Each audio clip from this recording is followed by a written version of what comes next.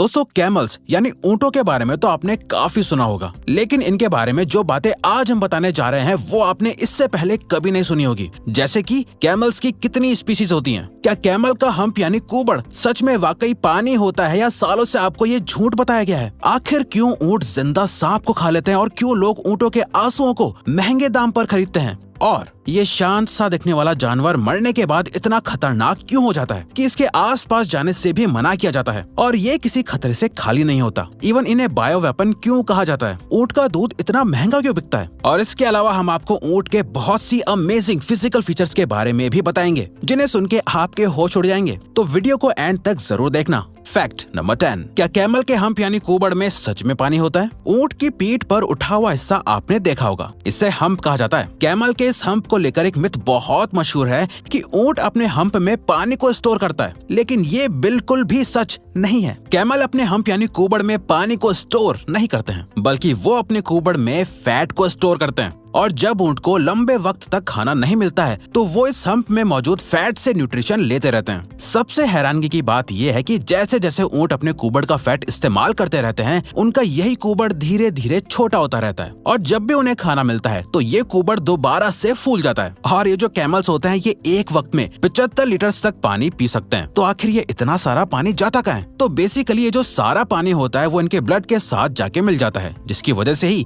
ये बिना कुछ खाए पिए महीनों तक डेजर्ट यानी रेगिस्तान में रह पाते हैं। नंबर 9, मरा हुआ ऊंट इतना खतरनाक क्यों होता है और इसे बायो वेपन क्यों कहा जाता है? दोस्तों ऊंट सबसे ज्यादा अपने हम्प यानी कुबड़ की वजह से जाना जाता है, लेकिन क्या आप जानते हैं ये कुबड़ जितना फायदेमंद होता है उतना ही ज्यादा खतरनाक भी होता है। जी हाँ, क्योंकि जिन लोगों के पास ऊंटों से जुड़ी नॉलेज है वो लोग किसी भी मरे हुए ऊंट को हाथ भी लगाने और उसके आसपास जाने से भी मना करते हैं, क्योंकि दोस्तों ऊंट का हम्प यानी कुबड़ उसके मरने के बाद उनकी बॉडी को एक बॉम्ब बना देता है जो किसी भी आहट से कभी भी फट सकता है। इसके पीछे साइंटिफिक रीजन भी है। असल में जब एक ऊंट मर जाता है तो उसकी बॉडी डिकम्पोज होने लगती है और जब इसके कुबड़ में मौजूद फैट माइक्रो ऑर्गेनिज्म के कांटेक्ट में आते हैं तो ऊंट के शरीर में मीथेन गैस बनने लग जाती है, जिसके बाद मरा हुआ ऊंट एक बायो वेपन में बदल जाता है, जिसको हाथ लगाते ही वो बुरी तरह से ब्लास्ट हो जाता है। इसीलिए दोस्तों आप भी कभी किसी मरे हुए ऊंट के आस पास मत जाइएगा। वैसे ऑन एन एवरेज अधिकतर एक नॉर्मल ऊंट लगभग 40 से 50 साल ही जीता है। नंबर 8, आखिर क्यों कैमल्स जिंदा सांप को खा लेते हैं और ऐसा करते वक्त वो क्यों रोते हैं? सांप बहुत ही जहरीले होते हैं, लेकिन क्या आप जानते हैं कि ऊंट जिंदा सांप को खा लेते हैं? जी हाँ, ये बिल्कुल सच है। असल में मिडिल ईस्ट के लोगों का मानना है कि जिंदा सांप खिलाने से ऊंटों को बीमारियों से बचाया जा सकता है। ऐसा कहा जाता है कि सांप खिलाने के बाद ऊंट की तबीयत थोड़ी खराब भी हो जाती है, लेकिन सांप खाने के कुछ दिन बाद ऊंट बिल्कुल ठीक हो जाता है। जबकि साइंटिस्ट और डॉक्टर्स का मानना है कि कैमल को जिंदा सांप खिलाने से कोई मेडिकल बेनिफिट नहीं होता है, बल्कि ऐसा करने से ऊंट की जान खतरे में पड़ जाती है। लेकिन आज भी लोग अपने ऊंटों को बीमारियों से बचाने के लिए उन्हें जहरीले सांप खिलाते हैं। इसके अलावा ऊंटों को भी धीरे धीरे सांप खाने की लत लग जाती है, जिसके बाद वो अपने आस पास रेंग रहे सांपों को जिंदा खा लेते हैं। सबसे हैरानी वाली बात यह है कि जब एक ऊंट सांप को खाता है तो उसकी आंखों से आंसू निकलते हैं। इन आंसुओं को ऊंट के मालिक कलेक्ट करके बेच देते हैं। असल में ऊंट के इन आंसुओं से सांप के जहर का एंटीडोट बनाने में मदद होती है।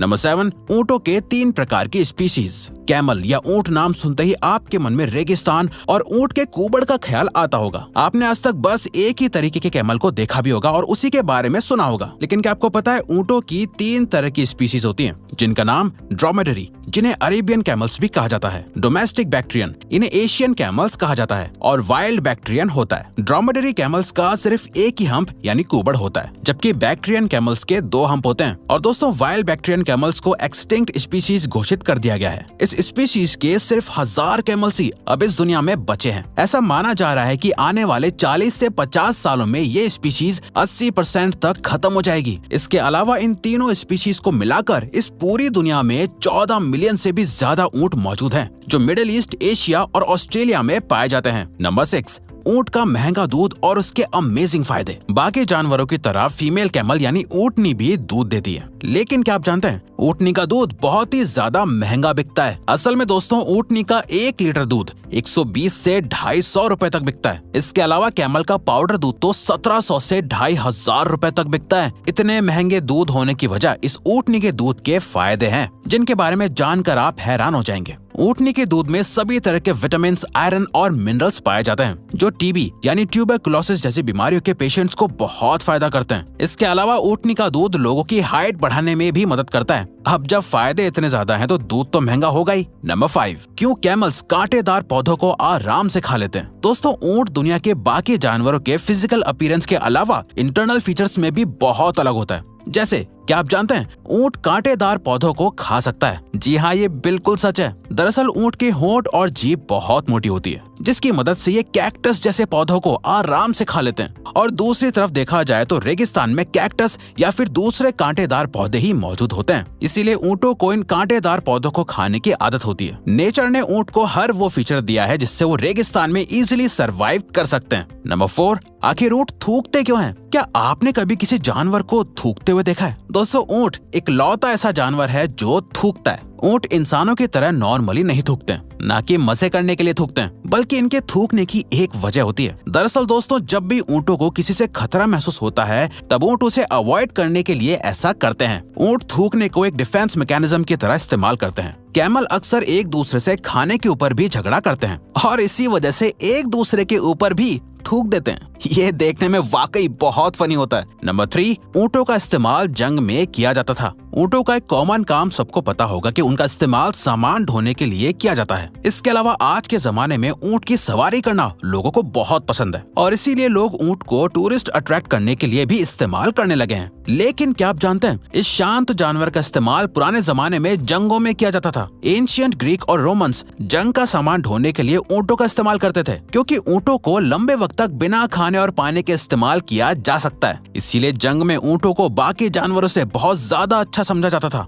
इसके अलावा ऊँट बहुत तेज स्पीड में भाग सकते हैं, इसीलिए भी इन्हें जंग के मैदान में ले जाया जाता था। नंबर 2, क्या सभी ऊँटों के कुबड़ होते हैं? दोस्तों ऊँट के बच्चे को काफ कहा जाता है। एक कैमल का जेस्टेशन पीरियड लगभग 17 से 22 महीनों तक का होता है। दोस्तों एक न्यू बॉर्न काफ अपने जन्म के 30 मिनट बाद ही चलना शुरू कर देता है। अब जब कैमल के बच्चे की बात हो रही है तो आप सोच रहे होंगे कि कैमल के बच्चों का भी हम्प यानी कुबड़ होता होगा, लेकिन ऐसा नहीं होता है। एक न्यू बॉर्न काफ की पीठ पर हम्प नहीं होता है। दरअसल दोस्तों न्यू बॉर्न काफ जैसे जैसे बड़ा होता रहता है उसका हम्प यानी कुबड़ भी डेवलप होता रहता है, और जब एक कैमल पूरी तरह से मैच्योर हो जाता है तब उसका हम्प भी पूरी तरह से डेवलप हो चुका होता है। नंबर 1, ऊँटों के शॉकिंग फिजिकल फीचर्स। चलिए अब आपको ऊँटों के कुछ अमेजिंग फिजिकल फीचर्स के बारे में बताते हैं। ऊँटों की आंखों पर 3 आईलिड सेट्स होते हैं और आई लैशेस की 2 लेयर्स होती हैं, जो ऊँट की आंखों को रेतीले तूफानों से बचाती हैं। रेतीले तूफान के दौरान ऊँट अपने नाक के छेदों को पूरी तरह से बंद कर सकते हैं। ऊँट इतने स्ट्रांग होते हैं कि 40 किलोमीटर तक लगभग 408 किलो वजन उठाकर चल सकते हैं, और तो और ऊँट 64 किलोमीटर पर आवर की स्पीड से भाग सकते हैं। ऊँटों की टांगे लंबी होने की वजह से रेत की गर्माहट उनकी बॉडी तक नहीं पहुँच पाती है। तो देखा आपने, ये सभी वो फीचर्स हैं जिनकी वजह से कैमल रेगिस्तान में सरवाइव कर पाते हैं। तो दोस्तों अब अगर आपको ये वीडियो अच्छा